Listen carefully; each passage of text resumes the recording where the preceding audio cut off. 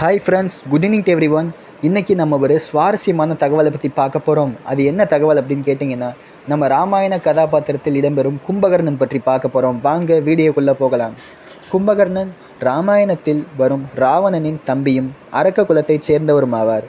அவர் பிரம்மனிடம் வரம் கேட்கும் பொழுது தவறுதலாக ஆழ்ந்த உறக்க வரம் பெற்றதால் 6 மாதங்களுக்கு ஒரு முறை எழுந்து ஒரு நாள் மட்டுமே விழித்திருப்பார்.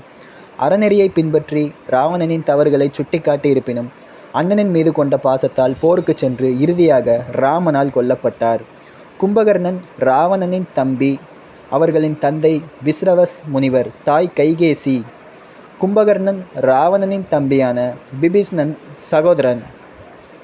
ராவணனைப் போலவே கும்பகர்ணனும் பிரம்மனிடம் வரம் கேட்கச் சென்றபோது தேவர்களின் வேண்டுகோளின் பேரில் இந்திரன் நித்திரை தூக்கம் என்ற வரத்தை கேட்க அது மகிழ்ச்சி என்று மாறிவிட்டது.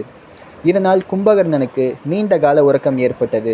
போர் வந்தபோது ராவணன் கும்பகர்ணனை எழுப்ப ஏவலாட்களை அனுப்பினான். கும்பகர்ணன் எழுந்து ராவணனின் தவறை உணர்ந்து சீதையை திருப்பி ஒப்படைக்குமாறு அறிவுரை கூறினார். ராவணனின் பிடிவாதத்தால் அறம் வெல்ல வேண்டும் என்ற எண்ணத்துடன் போர்க்களத்தில் இறங்கினார்.